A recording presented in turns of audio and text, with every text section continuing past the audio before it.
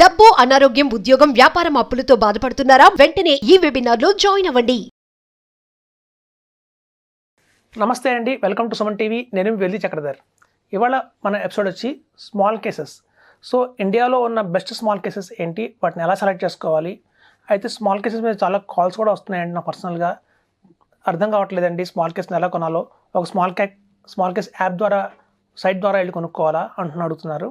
అయితే చూడండి, ఇక్కడ స్మాల్ కేసెస్ అనేది మనం మొదటి నుంచి చెప్పుకున్నాం, ఒక బకెట్ ఆఫ్ స్టాక్స్ అని.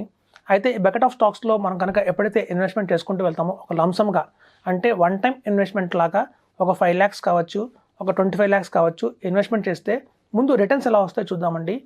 ఎవరైతే కనుక 5 lakhs కనుక లంసమ్గా ఇన్వెస్ట్మెంట్ చేసి ఒక 10 years వెయిట్ చేస్తే దాని విలువ 30 lakhs దాకా వెళ్తుంది. అలాగే 15 years కనుక వెయిట్ చేస్తే 75 lakhs అని చెప్పుకున్నాం. అలాగే 20 years కనుక లాంగ్ టర్మ్ కోసం ఎవరైతే వెయిట్ చేస్తారో జస్ట్ మనం 5 lakhs పెట్టినా కూడా దాని విలువ 2 crores దాకా వెళ్తుందండి. సో మనం ఫర్దర్గా బిజినెస్ చేసే వాళ్ళు ఉంటారు, లేదా ఎవరైతే మాకు జాబ్స్ సురక్షితంగా లేవండి అంటారు. సో ఇట్లాంటి ఆబ్లిగేషన్స్లో ఉన్నప్పుడు ఏమవుతుందంటే మనకి కంటిన్యూ చేస్తామా చేయలేమా ఫర్దర్గా ఎస్ఐపి అనుకున్న వాళ్ళందరూ కూడా ఈ లంసమ్గా ఒక్కసారిగా ఇన్వెస్ట్మెంట్ చేసి వదిలేస్తే మనకి గణనీయంగా రిటర్న్స్ అయితే పెరుగుతాయి. ఎప్పుడు చూడండి, కాంపౌండ్ ఇంట్రెస్ట్, ఈక్విటీ అంటేనే కాంపౌండ్ ఇంట్రెస్ట్తో కూడుకున్నది. మనం కాంపౌండ్ ఇంట్రెస్ట్లో ఉన్న బెస్ట్ బ్యూటీ ఏంటంటే ఎంత లాంగ్ టైం మనం వెయిట్ చేస్తామో అంత గెయిన్స్ అయితే మనం తెచ్చుకోవచ్చండి ఇందులో. ఎస్పెషల్లీ మనం చూడండి, 25 lakhs కనుక ఇన్వెస్ట్మెంట్ చేసి వన్ టైమ్గా ఇన్వెస్ట్మెంట్ చేసి స్మాల్ కేస్లో వదిలేస్తే మనకి 10 yearsకి మనకి 1.5 crore వస్తుందండి. అలాగే 15 yearsకి 3 crores 75 lakhs అని చెప్పుకున్నాము. అలాగే గణనీయంగా 20 years కనుక మనం హోల్డ్ చేస్తే దగ్గర 10 crores వస్తుందని చెప్పుకున్నాం. సో ఇప్పుడు చూడండి, మనం ఒక ఫార్ములా ఉంది మ్యూచువల్ ఫండ్స్లో, 15 into 15 = 1 crore అని చెప్తాం. ఆఫ్టర్ 15 years వస్తుందని చెప్తాం. సో 15 into 15 ఫార్ములాలో మనం పెట్టేది ఎంత అంటే 27 lakhs. సో ఇలా ఇన్స్టాల్మెంట్ బేసిస్లో మనం పెట్టుకుంటూ వెళ్తే 25 lakhsని ఆ 27 lakhsని మనకు వచ్చేది 1 crore. కానీ అదే 27 lakhs ఆ 25 lakhsని లంసమ్గా ఈరోజు మనం పెట్టి వదిలేస్తే 15 years వదిలేస్తే అదే టైం పీరియడ్లో మనకి దగ్గర 3 crores 75 lakhs నుంచి 4 crores దాకా వస్తుందండి. సో ఎక్కడ 1 crore, ఎక్కడ 4 crores. సో హ్యూజ్ డిఫరెన్స్ ఉంది. ఎప్పుడైనా గుర్తుంచుకోండి, ఈక్విటీలో స్ట్రాటజీ ఏంటి అంటే, ఈక్విటీలో ఎవరైనా కోటీశ్వర్లు అవ్వాలి, ఒక మంచి వెల్త్ క్రియేట్ చేయాలి అంటే ఒకటే ఫార్ములా అండి. ఫార్ములా ఏంటంటే బై, హోల్డ్, సెల్. ఈ స్ట్రాటజీ ఎవరైతే వాడతారో వాళ్ళకి అధిక లాభాలు వస్తాయండి. మనం బై చేయాలి. అలా ఎప్పుడైతే మనం బై చేస్తామో సాలిడ్గా పెట్టాలి, పెద్ద అమౌంట్ ఇన్వెస్ట్మెంట్ చేయాలి. అప్పుడే మనకి పెద్ద రిటర్న్స్ అనేవి ఫ్యూచర్లో వస్తాయి. ఇప్పుడు చూడండి, చాలామంది తెలుసు ఈక్విటీ మార్కెట్లో మంచి పొటెన్షియల్ స్టాక్స్ కొనుక్కొని హోల్డ్ చేస్తే లాంగ్ రన్లో అధిక లాభాలు వస్తాయని. కాకపోతే చాలామంది తెలియదు ఏంటంటే అలాంటి స్టాక్స్ ఏవి అనేది మనం గెస్ చేయలేం. ఎందుకంటే వాటిని త్వరగా ఫండమెంటల్ అనాలిసిస్ మనం చదవలేము.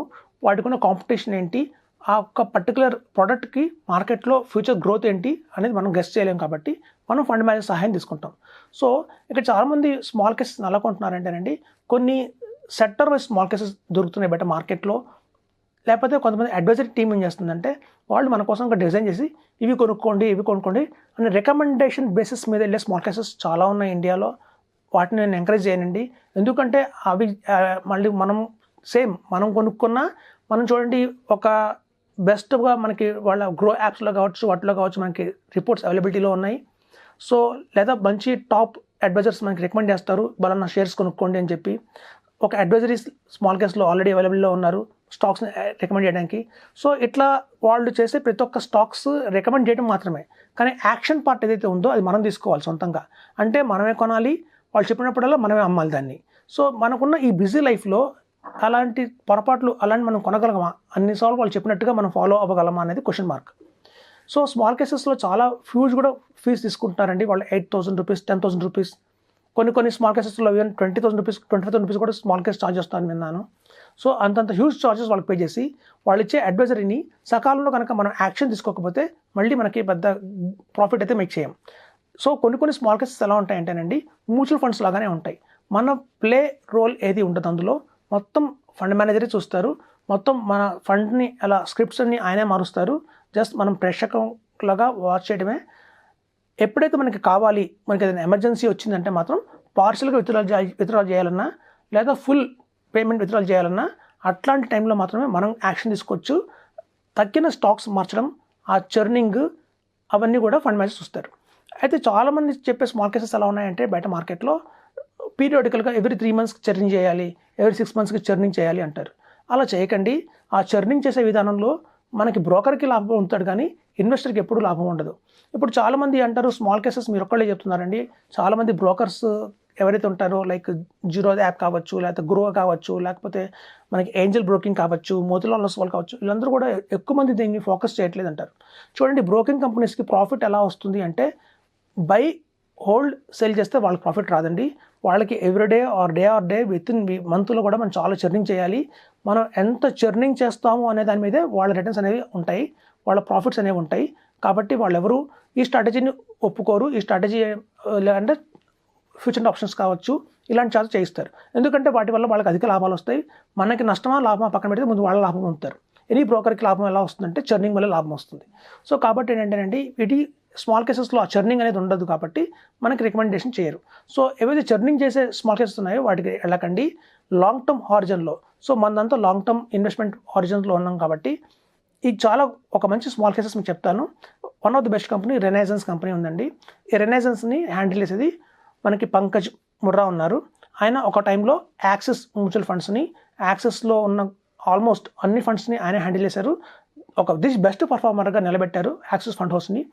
ఆయన బయటకు వచ్చి సపరేట్గా ఈ రెనైసెన్స్ అనే కంపెనీ స్టార్ట్ చేసి ఆయన పిఎంఎస్ అలాగే ఈ స్మాల్ కేసెస్ని రన్ చేసుకుంటున్నారు.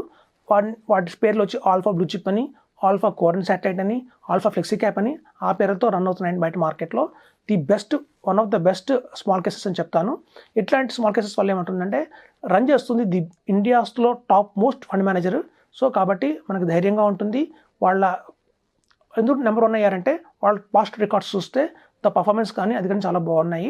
సో కాబట్టి రెనైజెన్స్ ఒక మంచి స్మాల్ క్యాప్ హ్యాండిల్ చేసే కంపెనీ. మనం ద్వారా వెళ్దాం. నెక్స్ట్ వచ్చి అబాకస్ అండి. అబాకస్ అంటే గతంలో మన పిఎంఎస్ ఎపిసోడ్లో చెప్పుకున్నాము. సునీల్ సంఘానియా ఎవరైతే నిప్పాన్ స్మాల్ క్యాప్ ఫండ్ కావచ్చు, నిప్పాన్ ఇండియా గ్రోత్ ఫండ్ కావచ్చు, నిప్పాన్లో ఉన్న ఆల్మోస్ట్ అన్ని ఫండ్స్ని ఒక టైంలో ఒక మంచి ఫేజ్లో తీసుకెళ్ళిన టర్న్ చేసిన మనిషి ఈ సునీల్ సంఘానియా. ఈయన one of the best fund manager అని చెప్పొచ్చు. టాప్ 10 ఫండ్ మేనేజర్స్ ఇండియాలో చూస్తే మనకి సునీల్ సంఘానియా కావచ్చు, పంకజ్ ముర్రా కావచ్చు, వీళ్ళందరూ వస్తారు. సో ఈయన కంపెనీయే అబాకస్. సో వీళ్ళది స్మాల్ కేసెస్ ఉన్నాయి, పిఎంఎస్ కూడా ఉంది. సో ఈ abacus company is the best company. So మనం ఏంటంటేనండి ఒకసారి బై చేసామా స్టాక్స్, క్వాలిటీ స్టాక్స్ కొన్నామా, హోల్డ్ చేసామా 5 years, 10 years, 15 years ధైర్యంగా మనం హోల్డ్ చేయొచ్చు. నా పర్సనల్గా నా దగ్గర ఎవరైతే స్మాల్ కేస్ తీసుకుంటారో నేను ఎవ్రీ ఇయర్ రివ్యూ చేస్తానండి వాళ్ళ స్మాల్ కేసు. దాన్ని బట్టి మనం ఫర్దర్గా అదే కంటిన్యూ చేద్దామా లేదా వేరే స్మాల్ కేస్కి మనం షిఫ్ట్ అవుదామా అనేది నేను డెసిషన్ తీసుకుంటాను. సో కాబట్టి ఒక లాంగ్ టర్మ్లో పొటెన్షియల్ స్టాక్స్ కొనుక్కొని హోల్డ్ చేసిన వాళ్ళకే అధిక లాభాలు అనేది ఉంటాయి. ఇప్పుడు చూడండి, చాలామంది సాధ్యమా ఒక 25 lakhs ఇవాళ ఇన్వెస్ట్మెంట్ చేసి స్మాల్ కేస్లో వదిలేస్తే మనకి 10 crores వస్తుంది ఆ 20 years తర్వాత. అంటే 20% CAGRలో వస్తుందండి. మనం 20% CAGR కాదు, ఈ రినైసెన్స్ కానీ, నార్నోలియా కానీ, అబాకస్ కానీ వీళ్ళందరూ కూడా ఆల్రెడీ పాస్ట్ పర్ఫార్మెన్స్ వచ్చి 34%, 40% CAGRలో ఉన్నారు. వాళ్ళ రేటింగ్స్ ఇచ్చారు స్మాల్ కేసెస్లో. సో మనం ఈవెన్ 20% మనం కన్సిడర్ చేస్తున్నాము. సో కాబట్టి మనం ది బెస్ట్ అదే కనుక 20% CAGR వచ్చినా కూడా మనకు అదిలా కావాలి. మార్కెట్లో చాలా వస్తాయి. ఇప్పుడు చాలామంది నా దగ్గర ఎలా వస్తారంటేనండి, పిఎంఎస్ చేద్దాం అనుకుంటున్నామండి అంటారు. వాళ్ళ దగ్గర 24 lakhs మాత్రమే ఉన్నాయి అంటారు. సో అలాంటప్పుడు నేను స్మాల్ కేస్ రికమెండ్ చేస్తాను. ఎప్పుడైతే స్మాల్ కేస్లో 25 lakhs ఇన్వెస్ట్మెంట్ చేసి వాటికి మెల్లగా ఒక 1.5 year, 2 years, 3 years తర్వాత ఎప్పుడైతే 50 lakhs టర్న్ అవుతుందో అప్పుడు మనం స్మాల్ కేస్ నుంచి పిఎంఎస్కి షిఫ్ట్ అవ్వచ్చు. ఈ మధ్య నా దగ్గర 2 ఫ్రెండ్స్ వచ్చారండి, చాలా బెస్ట్ ఫ్రెండ్స్, చిన్నప్పటి నుంచి చైల్డ్హుడ్ ఫ్రెండ్స్ వాళ్ళిద్దరి దగ్గర ఒకతని దగ్గర 20 lakhs ఉన్నాయి, ఒకరి దగ్గర 30 lakhs ఉన్నాయి. సో వాళ్ళిద్దరు వచ్చి మా దగ్గర స్మాల్ కేస్లో ఇన్వెస్ట్ చేద్దాం అనుకుంటున్నామండి అన్నారు. నేనేం చెప్పానంటే, మీరు కనుక నిజంగా మంచి స్నేహితులు అయితే కనుక 20 lakhs, 30 lakhs కలిపి పిఎంఎస్కి వెళ్ళిపోండి 50 lakhs. ఒక 1.5 year తర్వాత 2 years తర్వాత ఎప్పుడైతే 1 crore అవుతుందో అప్పుడు మళ్ళీ డివైడ్ చేసుకుని ఇద్దరు పేరు మీదుగా 50 lakhs కల్లా వెళ్ళొచ్చు అని చెప్పాను. సో స్మాల్ కేస్ ఒక స్టెప్పింగ్ స్టోన్ అండి. నెక్స్ట్ బెస్ట్ పిఎంఎస్ ఉంది. సో స్మాల్ కేస్లోకి వచ్చే ప్రతి ఒక్కరికి నేను చెప్పేది ఏంటంటే, ఇది జస్ట్ మనం పిఎంఎస్లోకి వెళ్ళడానికి ఒక ఎంట్రీ లెవెల్ మాత్రమే. మనం మ్యూచువల్ ఫండ్స్ కంటే కొంచెం అధిక రిటర్న్స్ వస్తాయి కాబట్టి మనం దీనికి వెళ్తున్నాము. సో ఇక్కడ ఏంటంటే లంసమ్గా ఇన్వెస్ట్మెంట్ చేస్తాం కాబట్టి సో మనకి బెస్ట్ ఆప్షన్ చెప్తున్నాను. సో అలాగే నార్నోలియా అనేదండి, నార్నోలియా మంచి కంపెనీ ఉంది. ఆల్రెడీ ఆల్ ఓవర్ ఇండియాలో వాళ్ళు 6 cities బ్రాంచెస్ ఉన్నాయి. నార్నోలియా స్మాల్ అండ్ మిడ్ క్యాప్ వాళ్ళ స్ట్రాటజీ ఉన్న స్మాల్ కేస్ చాలా బాగుంది. సో అలాగే మార్థాన్ కొత్తగా వచ్చింది మార్థాన్, అది కూడా యాక్చువల్ అటల్ సూరి రన్ చేస్తారు. Is one of the best fund manager in the India అని చెప్పొచ్చు ఆయన. సో అది కొంచెం అబ్జర్వేషన్లో పెట్టానండి, ఇంకొంచెం దానికి టైం కావాలి. ఇంకో 1.5 year తర్వాత ఈ రినైసెన్స్ కంటే అబాస్ కంటే వాళ్ళ పర్ఫార్మెన్స్ బాగుంది అంటే కనుక నేను అది రికమెండ్ చేస్తాను నా క్లయింట్స్కి. ప్రజెంట్ అయితే నేను ఆల్మోస్ట్ రికమెండ్ చేస్తున్నాను టాప్ బ్రాండెడ్ స్మాల్ కేసెస్ ఏనండి. స్మాల్ కేస్ అనగానే ఒక smallcase.comకి వెళ్ళిపోయి అక్కడ ఎవరో అడ్వైజర్స్ రికమెండ్ చేసిన 3 stocks 4 stocks కొనకండి, అది కాదు వే. ఇలాంటి స్మాల్ కేసెస్లో కొనండి. మినిమంగా 30 stocks కొంటారు వీళ్ళు. ఎప్పుడైతే 30 stocks వాల్యూమ్ ఉందంటే రిస్క్ తగ్గుతుంది, రిటర్న్ కూడా చాలా బాగుంటుంది. సో నమ్మకంతో ఇన్వెస్ట్మెంట్ చేయండి. ఫండ్ మేనేజర్ ఎవరైతే ఆల్రెడీ వాళ్ళు ప్రూవ్ చేసుకున్నారు, వాళ్ళ ట్రాక్ రికార్డు నిప్పాన్ ఇండియాలో పనిచేసి 20 years, అలాగే యాక్సిస్లో 20 years ఆర్ 30 years పనిచేసి లాంగ్ స్టాండింగ్ ఎవరైతే మ్యూచువల్ ఫండ్ హౌసెస్లో పనిచేసిన ఫండ్ మేనేజర్లు ఉన్నారో వాళ్ళు మాత్రం రన్ చేస్తున్న స్మాల్ కేసెస్లో మాత్రమే ఇన్వెస్ట్మెంట్ చేయండి. అంతేగాని ఎవరో ఒక అడ్వైజరీ వచ్చి మనకి రికమెండ్ చేస్తాడు, ఒక 10 stocks రికమెండ్ చేస్తారు, చర్నింగ్ చేసుకోవాలి, వాటిని మళ్ళీ యాక్షన్ తీసుకోవాలి అనే స్మాల్ కేసెస్ మాత్రం వెళ్ళకండి. వాటికంటే కూడా ఇది ఫార్ బెటర్ ఉంటాయి. చార్జెస్ కూడా ఉంటాయి, 2.5% ఛార్జ్ చేస్తారు పర్ యానము. ఇనిషియల్గా 1% తీసుకుంటారండి. మనం సపోజ్ 5 lakhs ఇన్వెస్ట్మెంట్ చేసాము అంటే 5,000 rupees ఇనిషియల్గా మనకి ఛార్జ్ ఉంటుంది. ఆ 5,000 rupees మీద 18% GST కూడా పడుతుంది, 900 rupees. సో అది మన ఇనిషియల్ ఇందులో స్మాల్ కేసెస్లో ఉండే ఛార్జ్. తర్వాత ఆఫ్టర్ 6 months మళ్ళీ మనకి కాల్ చేస్తారు. మనకి 2.5% ఇయర్ అంటే ఆఫర్లో వచ్చి 1.25% ఛార్జ్ ఉంటుందండి. ఆ 1.25% ఛార్జ్ మనం అలా మెయింటైన్ చేసుకుంటూ పే చేసుకుంటూ వెళ్తాము.